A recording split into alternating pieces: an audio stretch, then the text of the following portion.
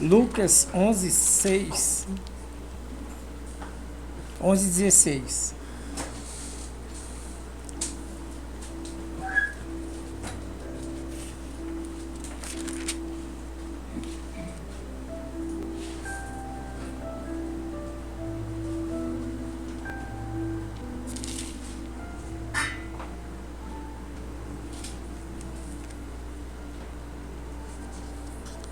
Ué.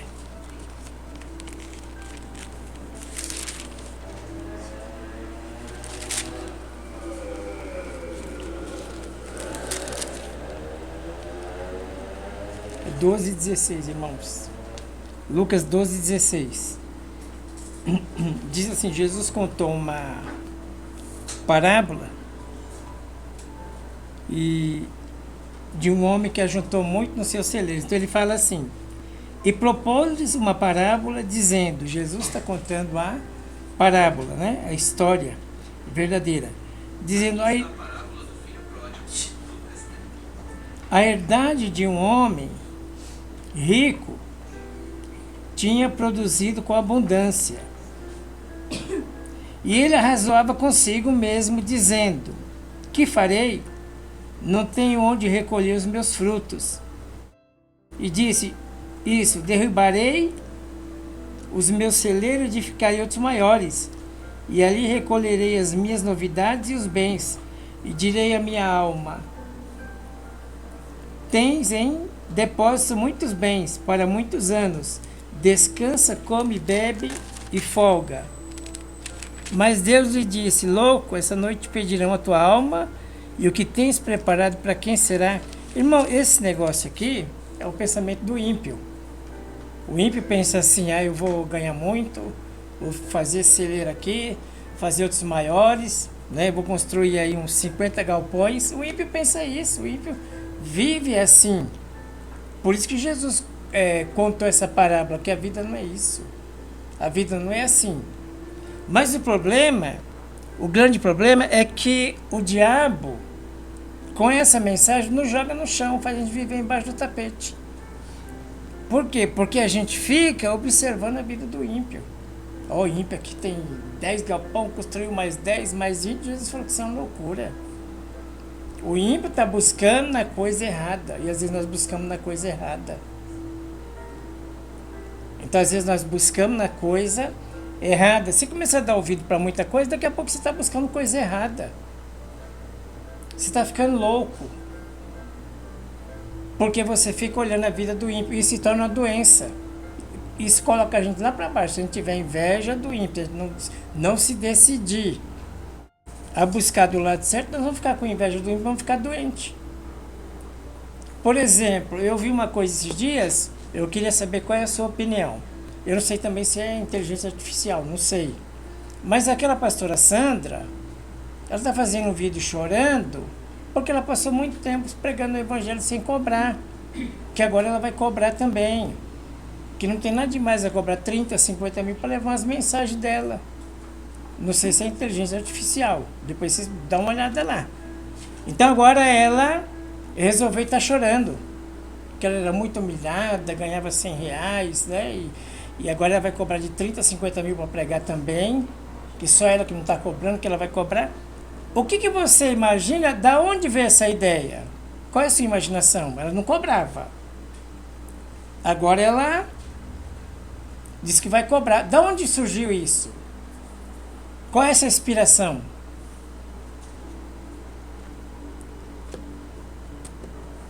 Imagina aí. A pessoa pregava o evangelho, agora cismou que vai cobrar também. O que ela percebeu, pelo contexto lá, parece que ela queria comprar mais cestas para dar para as pessoas. Eu vi esse trecho também. Só que o que eu acho que ela viu que outras pessoas, outros irmãos, cobram para entregar. Pronto. E aí ela acha que Você matou.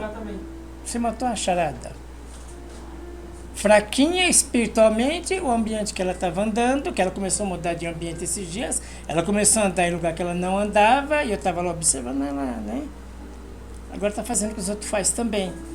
E agora surgiu essa. Então o ambiente vai mudando a vida da pessoa. Eu estou andando com o Floresvaldo. O Floresvaldo não cobra nada para pregar. E daqui a pouco o Floresvaldo começa a cobrar 50, começa a crescer, crescer. Eu vejo o Floresvaldo crescendo e cobrando, eu vou cobrar também. Por que, que ele pode e eu não posso? E ela fala exatamente isso. Por que, que eles podem e eu não posso? Então o ambiente vai mudando a vida espiritual da pessoa. E o que acontece? Você acaba saindo da vontade de Deus. E apesar que ela é deputada, já ganha 26 mil. Ela já ganha 26 mil. Mas o ambiente vai mudando a vida das pessoas, vai mudando a visão espiritual das pessoas. Então ela começou a entrar em lugares que eu não via ela naqueles lugares. Eu comecei a dar uma olhada assim, né? O povo lá é muito superior, ela é inferior, está lá no meio. Eu falei, a visão dessa mulher vai mudar. E o que aconteceu? Mudou. Agora disse que vai cobrar também para pregar. Então o ambiente acabou influenciando aquela mulher. E tem gente, se você não se cuida, ela vai influenciar você. Quantos mendigos estão atrás do Pablo Marçal? Pensando que vão ficar ricos, estão ficando mendigo. Tem um que tem um salão de cabeleireiro, ele está indo bem pra caramba, ele vai bem. Comprou Hilux, comprou aquele negócio de pôr atrás lá pra ir na praia. Que põe atrás, como é que chama? Aquela moto? Moto aquática lá. Jet ski, tá bilionário. E todo mês quer que uma pessoa vai lá orar por ele e pro negócio dele crescer e ser abençoado. Aí o pastor falou, mas você vai lá pra quê? Se o cara não quer nada com Jesus, ele quer só bênção. Você vai lá fazer o quê? Ele não quer nada com Jesus, ele continua falando palavrão, continua postando os uísque que ele toma lá onde ele vai, ele não quer nada com Jesus, só quer que você vai fazer uma oração lá para bênção. O que você vai fazer lá? Mas aí, é aquele negócio, se a gente brincar, a gente se deixa influenciar por essas coisas. A gente torce as coisas porque o cara tem dinheiro.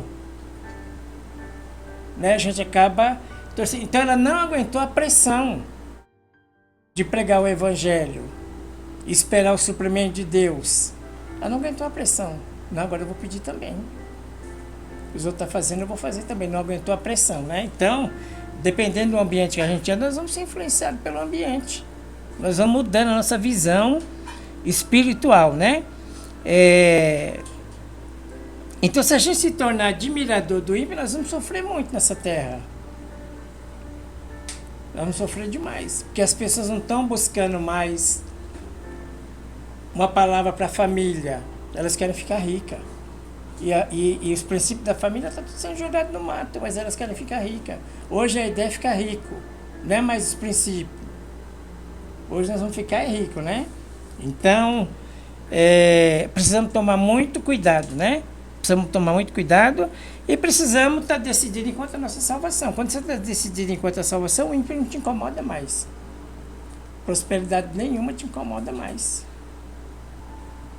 Nada te incomoda do ímpio. E se você não resolver isso, você vai ficar no chão. Vai ficar sofrendo, porque você está vendo o ímpio buscando as coisas erradas e você vai ficar admirando o ímpio. Ele fazendo as coisas erradas, buscando o que é errado, juntando um monte de celeiro, e a gente fica encantado com aquilo. E esse encantamento tem que sair da nossa vida. Nós não temos que se encantar com nada que é do ímpio. E esse homem aqui estava buscando da maneira errada. A ideia do ímpio é essa, é crescer. Eu vou crescer, fechar esse celeiro menor, fazer maiores. Aí Jesus chamou ele de louco. Louco, essa noite pedirão a sua alma. Sua alma essa noite vai se deslocar do seu espírito. E para onde você vai? O que você vai fazer? Vai para o inferno, porque não tem conhecimento das coisas de Deus. Então é uma loucura a gente ficar admirando o sucesso do ímpio, né? Isso é falta de conhecimento. E se a gente cair nessa, o diabo vai pôr a gente no chão, sofrendo todo dia. Eu queria ser rico, eu queria morar em tal lugar, eu queria ter dinheiro, eu queria tal carro, e o diabo vai macetar a gente não se cuidar espiritualmente. Efésios 16, 9, 1 Coríntios 16, 9.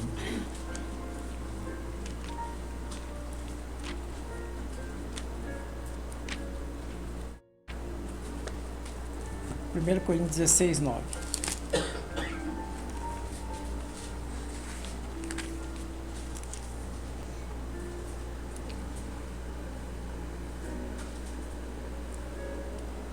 porque uma porta grande e eficaz se me abriu a muitos adversários. Paulo está dizendo aqui que uma porta muito grande para ele se abriu, para ele pregar o evangelho para os Efésios. Era uma porta grande, era uma cidade grande, então a porta se abriu ali, mas há muitos adversários. Irmão, tem porta que Deus abre e há muitos adversários. Tem porta que Deus abre, mas há muita oposição, há uma luta. Deus abriu a porta, Deus é o Deus das portas. Quem abre as portas para nós é Deus. Mas tem porta que é Deus que abriu, mas há muitos adversários. Tem uma porta que Deus abriu, mas há muita dificuldade. Tem porta que Deus abriu, mas há muitas perseguições. Então ele está falando aqui para a igreja de Efésios, ele não tinha reclamação. Mas a igreja ao lado, que era a igreja de Sardes, Deus tinha muita reclamação contra aquela igreja. E aquela igreja ficava, essa porta vai fechar. Essa porta não foi Deus que abriu. Essa porta vai fechar. E havia muita perseguição. Por quê? Porque era um tipo de cristão morto e morno. O cristão morto e morno, ele vai olhar para a tua porta e vai falar que vai fechar. Só vai falar isso para você todo dia. Essa porta que Deus abriu vai fechar. O Senhor é Senhor das portas. Verdade. A porta que Deus decidiu abrir, ninguém fecha. E a porta que Deus decidiu fechar, ninguém abre. O Senhor é o Senhor das portas. Não depende de gente morna, gente fria. Essa porta vai fechar. Essa é Deus. Para saber, você sabe o que Deus está fazendo? Essa porta vai fechar. Essa porta vai abrir. Isso é Deus. A porta que Deus decidiu abrir, ninguém fecha. E a porta que Deus decidiu fechar, ninguém abre. O Senhor é soberano sobre tudo. É assim que os apóstolos pensavam. Não, Deus é soberano em tudo. Se Deus abriu a porta não vai fechar. Se Deus fechou a porta, ninguém abre. E tem porta na sua vida que é definitiva. Deus abre, ela nunca mais vai fechar. Pode ter luta, perseguição, dificuldade, ela nunca vai fechar aquela porta. Porque são portas definitivas que Deus abre na nossa vida. Então esse negócio, vai fechar, vai abrir, não vai dar certo esse negócio. Deus é soberano sobre tudo. A porta que Deus abriu, eu decidi abrir uma porta para você. Pode ter lutas, oposições, né? Pode ter muita luta, muita oposição, mas vai ter muitas oportunidades também. Então, quando Deus abre uma porta, há lutas, há oportunidades e há perseguição. Me abriu uma porta, Deus me deu a oportunidade e eu vou lá, mas há muitas lutas e muitas perseguições. Essa porta não é dificuldade, acho que não é de Deus, não. Você não sabe o que é de Deus e o que não é. Você não chegou nesse nível ainda. Nós não chegamos nesse nível ainda, saber o que é de Deus e o que não é. Saber se vai ficar fechado ou se Deus vai permanecer aberto. A gente não tem isso aí, esse poder. Né? A gente não tem esse poder. Então, nós não podemos ser, claro, nós não podemos ceder à pressão. Largar o que Deus deu para a gente fazer por causa de pressão. Então os crentes de Sardes olhavam para os crentes de Efésios e falavam, essa porta vai fechar. Essa porta vai abrir. Então a gente não sabe. Deus é que é o Senhor das portas. Deus que é soberano na nossa vida. Deus que é absoluto. Se fechou, foi Deus. Continua aberto, é Deus. O dia que Deus quiser, Ele fecha. Se Deus quiser, continua aberta com muitas perseguições e com muita dificuldade, a porta continua aberta. Porque Deus abriu a porta. Deus decidiu fechar a porta, não tem homem que abra aquela porta. Porque o Senhor é soberano sobre todas as portas. O Senhor é que promete portas abertas para nós e porta fechada. É promessa de Deus, porta aberta, porta fechada. Não depende da opinião de ninguém. Essa porta vai fechar. Essa porta vai abrir. Não, Deus é que determina essas coisas. Deus é soberano. O Senhor é que é soberano. Então não precisamos ter medo de porta aberta ou porta fechada. Quem determina essas coisas é Deus, não é o ser humano. Quem determina essas coisas é o Senhor. Então, Deus abriu a porta, mas há muito desafio, há muitos opositores. E por que Deus deixa acontecer isso? Para nos treinar. Ó, a porta abriu aqui, mas há muitos opositores. Ele quer ver se você vai desistir ou não. Uma porta abriu, mas tem muito problema. Deus quer ver você. O interesse aqui é você, não é a porta. Ver se você vai desistir ou não. Então, essas portas fechadas e abertas nos fortalecem. Quantos problemas você já passou? E você pensou que não ia sobreviver. E hoje você é uma pessoa diferente. Você foi transformada por aquele problema. Sua mente foi transformada. Seu espírito foi transformado. E aquilo que parecia morte se tornou em bênção. Deus abriu a porta. Então tudo que acontece, a porta fechada, a porta aberta, a oposição, é um treinamento para nós. É Deus treinando a gente. É Deus permitindo para treinar a gente. É treinar o nosso espírito, a nossa alma. O Senhor é quem promete portas abertas, porta fechada. O Apocalipse 3, 7 e 8.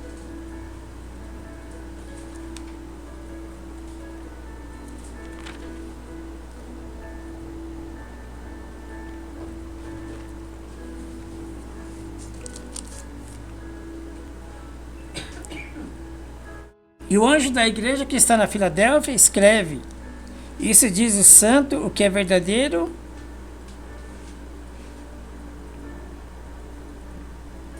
o que tem a chave de Davi, o que abre e ninguém fecha, e fecha e ninguém abre.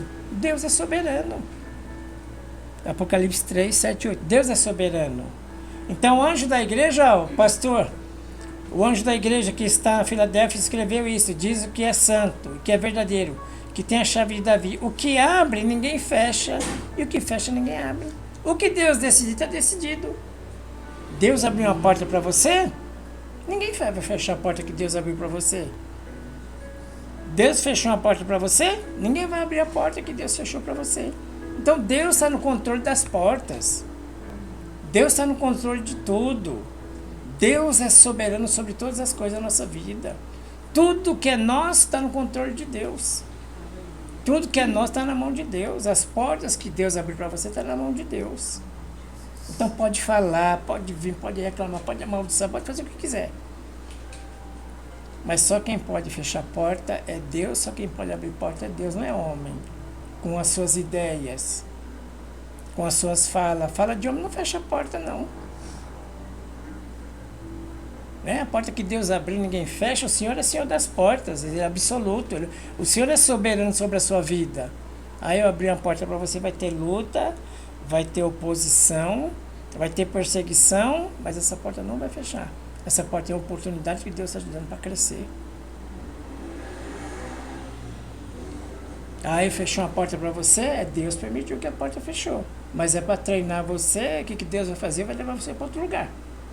A porta fechou. Quando a porta fechou lá para o Elias, que ele estava lá no deserto 2 anos, a porta fechou e ele foi para a casa da viúva.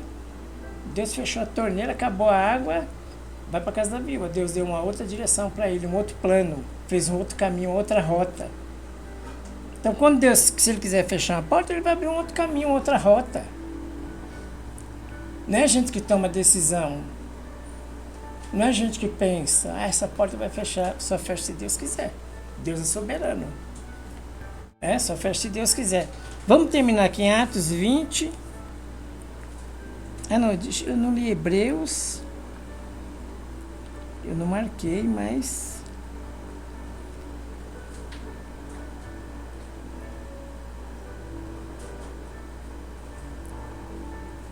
Deixa eu ver aqui.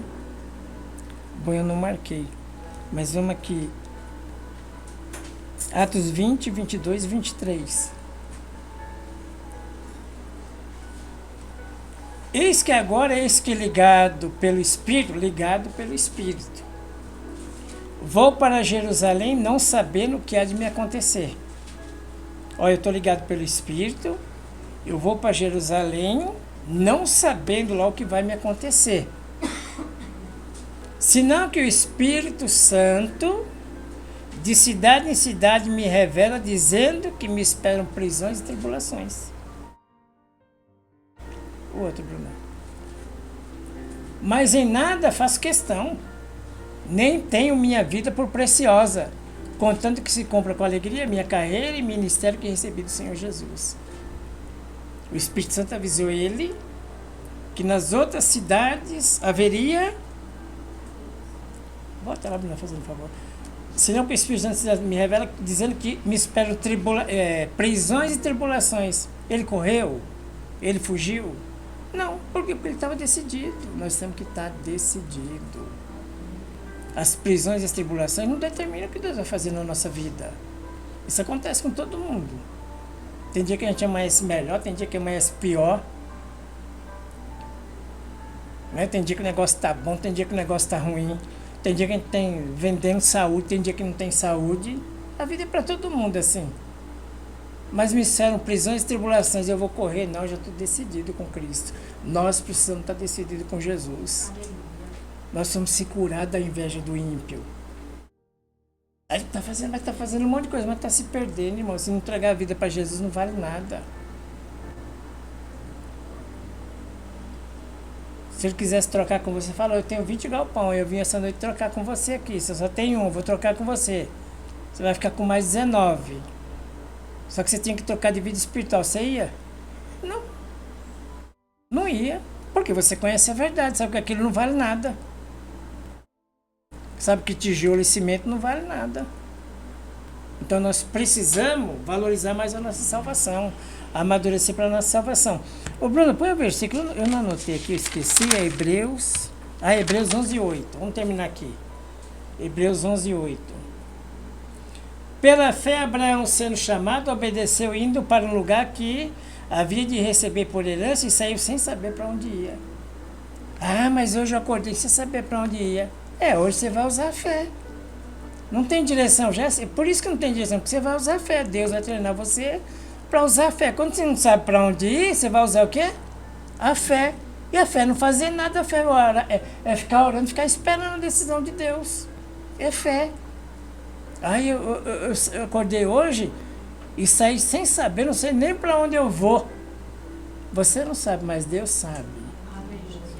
Você não entende, mas Deus entende. Você não sabe o que está acontecendo, mas Deus sabe o que está fazendo.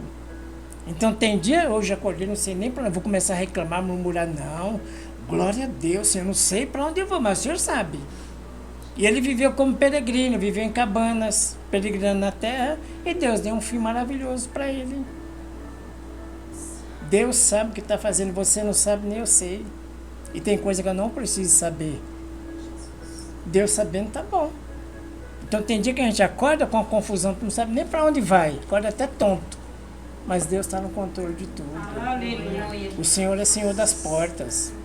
O Senhor é soberano de todas as coisas, as portas da nossa vida. Deus é soberano, Deus está acima de tudo. Deus está no controle de tudo.